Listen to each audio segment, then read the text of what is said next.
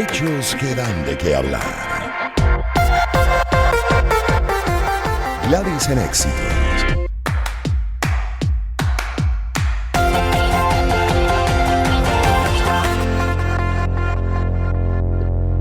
En esta primera hora de Gladys en Éxitos vamos a revisar con dos especialistas este tema, que por supuesto preocupa además lo que ha sido las denuncias constantes de organizaciones defensoras de los derechos de los niños, que advierten además sobre el aumento del trabajo infantil y el abandono de la escolaridad durante la pandemia.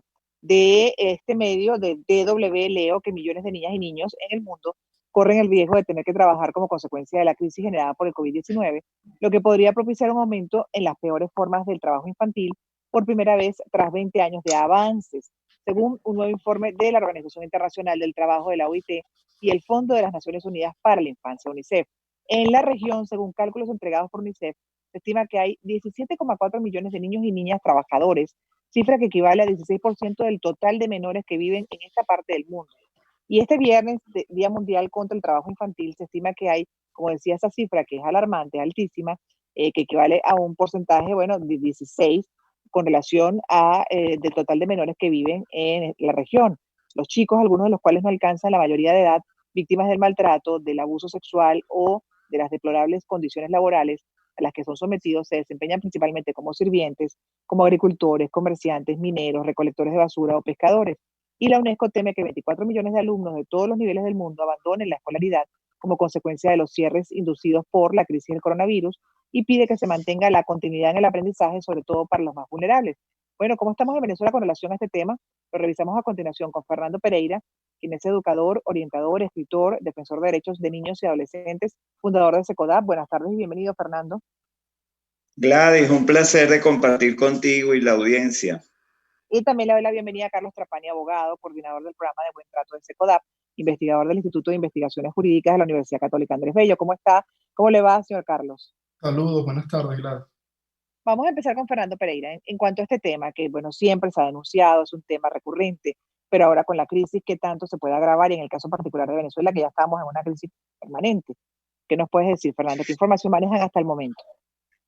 Sí, en efecto, Gladys, en tu introducción muy bien señalaste lo que es el escenario mundial, al punto que ayer el propio secretario general de las Naciones Unidas ha alertado sobre el impacto del COVID en el tema escolar y lo que esto va a generar, ¿no? Incluso utiliza términos tan fuertes como el de generaciones perdidas, ¿no? Y llama a la acción de los estados justamente para mitigar esos efectos. Y en el caso de Venezuela, pues ya, como bien señalas, esto nos agarra con una emergencia humanitaria compleja que en el caso de la educación ya había tenido un efecto devastador pre-pandemia, expresado pues en las dificultades de los chicos y de los propios docentes para poder mantener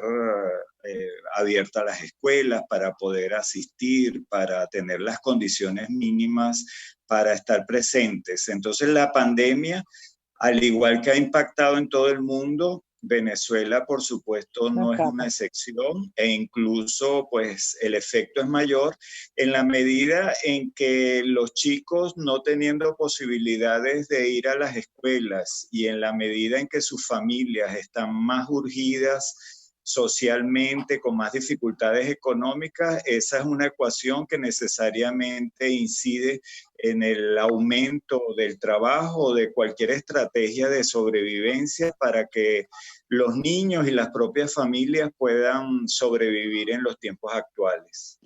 Claro, cuando hablamos, por ejemplo, de trabajo infantil, ¿de qué edad nos estamos refiriendo? Porque entiendo que el adolescente puede, a partir de cierta edad, tomar la decisión de trabajar siempre y cuando no interrumpa su formación académica. ¿Es así, Fernando? Sí, evidentemente la propia LOCNA establece que a partir de los 14 años, con un permiso e incluso si son menores, pues puede haber una consideración y un permiso especial del Consejo de Protección. pero los niños menores de 12 años, pues No está. evidentemente nunca deberían trabajar, son casos pues excepcionales. Y la realidad actual, ¿qué significa? Lo que preguntaba, sí, que cada vez más niños de edad más temprana tienen que ir a las calles, a cualquier lugar Trabajo. donde se paradas, calles concurridas, porque Gladys, lo más nefasto de eso es que los niños que están en la calle, los que están trabajando, no están en la economía formal, no pueden ser supervisados, no están sujetos a regulaciones, sino que están expuestos a la más cruda y dura indefensión. Claro. Ahora le pregunto a Carlos Trapani, quien ha estado escuchando también, es parte de SECODAP, es coordinador del programa de Buen Trato de SECODAP, es abogado, es investigador del Instituto de Investigaciones Jurídicas de la Universidad Católica Andrés Bello. El problema también es que esto es parte de una dinámica ya antigua. Esto se está complicando ahora con la pandemia, pero es algo que venimos denunciando hace rato y el problema está en que la misma sociedad se acostumbra a esa dinámica. Pregunto, ¿hasta qué punto hay cierta conciencia en esos adolescentes o incluso en esos niños de que pueden estar siendo víctimas de estos trabajos bueno, que no corresponden, estos abusos, evidentemente, y violación a sus derechos fundamentales como niños? Sí, como bien dice Fernando, la LOGNE establece y ampara el trabajo formal, pero creo que lo más preocupante son aquellas peores formas de trabajo infantil y el trabajo informal, que en muchos casos puede rayar en formas de esclavitud moderna. ¿Qué Uh-huh. es lo que pasa? Que nosotros identificamos que hay muchísimos factores de riesgo donde el trabajo infantil se convierte en un mecanismo de supervivencia para muchas familias. Entonces, en el contexto de Venezuela, tenemos una crisis preexistente, una desaceleración de la producción, tenemos desempleo, pérdida de puestos de trabajo, baja cobertura en la protección social, falta de acceso a la seguridad social, incremento en los niveles de pobreza, tenemos una economía dolarizada de facto. Entonces, todas esas condiciones favorecen el aumento del trabajo infantil, ojo, no solo en Venezuela, también en América Latina. Y eso son como posturas suficientemente debatidas por parte de distintas agencias de Naciones Unidas. ¿Cuál es el reto? Poder generar acciones preventivas que el niño o el adolescente no se vea obligado a trabajar. Y sobre todo trabajar en condiciones de riesgo que comprometen su integridad, su vida, su salud o incluso su educación. Claro, pero en este caso, por ejemplo, la sociedad venezolana, ¿qué tan propensa es a utilizar a niños para el trabajo? A ver, para entender, porque esto habla de la descomposición de un país, que tú puedas aprovecharte de la ingenuidad de un niño, ¿no? Por ejemplo, abusar de él, ponerlo a hacer trabajo que no corresponde, violarle sus derechos. Bueno, aquí habla de la persona que lo está poniendo en esa condición. ¿Cómo estamos en ese sentido? Para ir cerrando esta primera parte, Carlos. Claro, y yo creo que la primera dificultad que tenemos es no tener cifras, ¿no? Por no poder identificar a ciencia cierta la magnitud y el alcance del problema. Eso nos lleva a que la problemática del trabajo infantil, como otras formas de violencia contra los niños, están Ujú. invisibilizadas. Yo creo que ese es un primer obstáculo. Y creo que el segundo obstáculo parte de no tener políticas públicas que conlleven a la prevención y sobre todo a la intervención. Y sobre todo, bueno, cómo con la sociedad desarrollamos campañas de sensibilización, de información para erradicar las peores formas de trabajo infantil y reconocer que el niño tiene derecho a la salud, a la integridad, al desarrollo en su condición de niño, ¿no? Nosotros estuvimos en la frontera y en el arco minero, vemos que en esa zona el tema del trabajo infantil es dramático, ¿no? Cómo niños se vinculan a actividades mineras o en actividades conexas a la minería, bueno, cómo usan las trochas clandestinas para intercambiar productos. Bueno, y todo eso ocurre bajo la mirada omisiva del Estado. Y por otro lado, no hay que ir a la frontera. Acá en las principales capitales vemos en semáforos, en centros comerciales, en supermercados, bueno, cómo niños deambulan tratando de hacer algo, bueno, para poder tener algún tipo de sustento. Claro, tengo que hacer una pausa, pero yo quisiera que regreso habláramos de las herramientas que podemos tener a la mano para como sociedad protegerlos, porque si bien hay una parte inconsciente y una parte consciente que quiere colaborar de una u otra manera. Me gustaría incluso que ustedes opinaran sobre campañas específicas que han asumido algunos de los que denomina influenciadores, por ejemplo. Hay uno en particular que Israel, que lo conozco, que ha estado en esta campaña por los derechos de los niños y en contra de la violencia en general por ejemplo, de la mujer, en contra de la violencia de los niños, de estos tipos de abusos, por ejemplo, además también de mayores de edad hacia menores de edad, desde el punto de vista sexual. Eh, él acaba de publicar incluso sobre la detención de un padre que maltrató en un video que le grabó no sé quién y que fue publicado, compartido, bueno, donde se evidencia este maltrato a una niña, pero creo que no llega ni a los 4 años, y hoy publicó otro video donde se ve a las autoridades de Vargas actuando. Quisiera que habláramos también de este tipo de herramientas, hasta qué punto son, en este momento como estamos y en el estado de indefensión, necesarias y efectivas para atacar estos problemas. Me lo comentan por favor al regreso. Gladys en Éxitos. Con Gladys Rodríguez. Circuito Éxitos.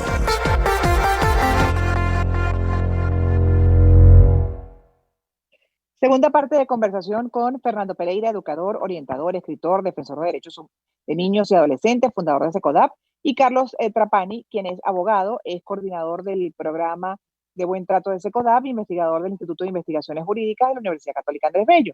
Vamos a empezar con Carlos y luego la opinión de Fernando. Desde el punto de vista legal, por ejemplo, el que uno como comunicador social comparta, haga una denuncia de esta naturaleza y esto conlleva la actuación de las autoridades sobre un hecho en particular como el que comenté hace unos minutos, de violación a los derechos de un niño, maltrato, violencia, en fin, abuso sexual. ¿Esto es válido dentro de un proceso judicial? Le pregunto a Carlos Trapani. Sí, ahí yo creo que la herramienta fundamental es poder hacer la denuncia. Generalmente en contexto de trabajo infantil siempre hay un adulto involucrado o que se aprovecha del esfuerzo que hace el niño o el adolescente. La medida que no somos complacientes, que no somos indiferentes y podemos hacer denuncias oportunas, creo que es una medida importante, bueno, para que esta práctica se vaya erradicando. Pero por otro lado, el Estado, bueno, tiene que dar una adecuada y rápida respuesta, no que el proceso de denuncia implique otras formas de victimización a ese niño o ese adolescente que incide en el trabajo infantil. Ya la ley en Claro. Venezuela es suficientemente clara, establece sanciones y procedimientos, lo que hay es que poder garantizar que la ley se cumpla y que el niño pueda ejercer en su cotidianidad todos sus derechos y estar protegido, ¿no?, frente a formas Pero, de violencia, incluyendo el trabajo infantil. pero sí es importante entonces, le pregunto a Fernando Pereira también, la denuncia. La denuncia es fundamental para parar este tipo de actuaciones y además generar conciencia, que la gente lo piense dos veces antes de hacerlo porque ve que hay consecuencias, ¿correcto? Claro, fundamental, Gladys. La propia LOGNA establece la corresponsabilidad de las familias y de la sociedad para garantizar, facilitar que se cumplan los derechos del niño. Y ahí, pues, la denuncia, por supuesto, es uno de los elementos fundamentales en los casos donde, pues, los vecinos, la Ujú. comunidad circundante, familiares, allegados, están al corriente de casos de violencia, como el que mencionaste, de maltratos, abusos o cualquier forma de explotación, ¿no? Ujú. Con referencia a la introducción que has tenido del tema, pues la mayoría de los casos de niños que están trabajando, muchos están vinculados a tareas agrícolas en zonas rurales, en Rurales. muchos casos ayudando a la propia familia, ¿no? O como casos en los que Carlos planteaba al sur del país, en las minas, en actividades extractivas, pues ahí, en ese tipo de casos, la Ujú. familia ya pierde en la mayoría de ellos el control. No puedes garantizar que a los muchachos se les esté dando un trato más adecuado. Cuando están contigo en actividades de cosecha, de siembra o en actividades en bodegas, comerciales, actividades familiares, economía familiar, pues ahí también está como clave el compromiso de la familia para que el niño o el adolescente no sea tratado mal, no sea explotado, no se ponga a riesgo su integridad física, psicológica. Entonces, sí, en una situación de crisis como la que estamos viviendo, por supuesto que es fundamental el apoyo que pueda dar el Estado, las instituciones, cuando se denuncia, que haya una actuación oportuna, pero también es determinante lo que cada vecino, cada familiar puede hacer en estos momentos, porque es el que está ahí más cercano y a veces llega Claro, a donde no se hacen presentes las instituciones y los claro. funcionarios. Y pregunto ahí también en cuanto al papel de la familia, ¿hasta qué punto son corresponsables de esta situación, de este trabajo infantil y este abuso a niños y adolescentes, por ejemplo, en esta área? Bueno, ahí yo creo que en este tema es variada las realidades de la familia, ¿no? Porque puede ser alguna familia que hace un trabajo familiar, por ejemplo, el ejemplo que coloca Fernando, de siembra o cualquier otra actividad productiva, donde el niño o el adolescente se puede involucrar con determinadas condiciones de protección. Pero otra circunstancia muy distinta es una familia que se aprovecha del niño, que se aprovecha del adolescente y que lo usa como una mano de obra barata, ¿no? Entonces, Ujú. la realidad del trabajo infantil no es una realidad homogénea porque los contextos no son iguales. No es igual las condiciones de pobreza en las zonas urbanas o el contexto de pobreza en ciudades intermedias o zonas rurales. Yo creo que ahí, en términos de la familia, la sociedad, creo que hay como 4 estrategias que son básicas. Debe haber una reducción drástica de la pobreza. Mientras se mantenga la pobreza, los niveles el riesgo de trabajo infantil sigue siendo alto. Creo que tenemos que fortalecer la educación de calidad y que sea pertinente, ¿no? Una educación que sea Sí. suficientemente accesible a todos, sobre todo que la pandemia lo que ha marcado es la desigualdad. Recuperar la capacidad de compra y el empleo de calidad de los adultos que son responsables de los niños, la protección social a la familia y sobre todo acabar con esas normas sociales o esa cultura, bueno, que legitiman el trabajo infantil. Entonces ahí llamamos al tema de la corresponsabilidad, que ningún adulto debería emplear o utilizar un niño frente a un trabajo que lo coloca en riesgo, pues una forma de explotación. Y lo otro también con el tema de educación, y ya para terminar, porque lo que me quedan son 3 minutos, pero sobre el tema de la educación, yo veo, por ejemplo, personas cercanas que, bueno, que tienen dificultades económicas, que trabajan muchísimo, tienen hijos pequeños, y ves que bueno, que mientras trabajan los dejan en manos de, por ejemplo, la madre o el hermano, la familia que apoya además con responsabilidad y con mucha solidaridad, y ves cómo se esfuerzan para que esos niños sigan, por ejemplo, con el sistema online dentro de las precariedades de lo que tenemos, por supuesto, como el Internet, pero hacen el esfuerzo para continuar dándoles educación. Yo creo que también habla de la formación de algunas familias que a pesar de las circunstancias, tú los ves que tienen unos valores muy arraigados, ¿no? Ese sería el ideal. Sí, Gladys, indudablemente ahí en estos momentos uno de los retos fundamentales para las familias es mantener la fe en que la educación constituye una vía de Sí, superación, de sí. ascenso para sus hijos, en un tiempo en que más bien pues mucha gente no le ve ningún sentido, los propios muchachos ya prefieren empezar a ganar dinero y a producir. Por lo tanto, hay que apoyar y todo el reconocimiento que debemos tener a esas madres y padres que todavía se Hacen grandes sacrifican y se esfuerzos. esfuerzan entendiendo en que el conocimiento y el que sus hijos puedan ser mejores personas Sí. es la mejor herencia que le pueden dejar en estos momentos de adversidad. Yo de verdad que le hago un reconocimiento a todas esas familias que sí existen y que tú ves que se basan en valores y que hacen un gran esfuerzo por dejarle además el mejor legado, lo mejor a sus hijos, como es la educación, ¿no? Para que puedan continuar y, bueno, ser una familia sólida. De Pero acuerdo. son temas que hay que abordar, que seguir abordando, y aquí estamos también ocupando este espacio para lo que son derechos básicos, fundamentales en el desarrollo de una sociedad. Estamos hablando de niños y adolescentes. Y justamente organizaciones defensoras de derechos de los niños y adolescentes advierten sobre el aumento del trabajo infantil y el abandono de la escolaridad durante la pandemia, pero esto ya es algo que viene trabajándose desde hace muchísimo tiempo, solo que la pandemia lo está agravando y en el caso de Venezuela también es una situación muy delicada. Gracias a los dos, Fernando Pereira, educador, orientador, escritor, defensor de derechos humanos y adolescentes, fundador de SECODAP, y Carlos Trapani, abogado, coordinador del programa de Buen Trato de SECODAP, investigador del Instituto de Investigaciones Jurídicas de la Universidad Católica Andrés Bello. Los dos nuevamente gracias por ocupar, bueno, parte de su día en esta entrevista. Gracias.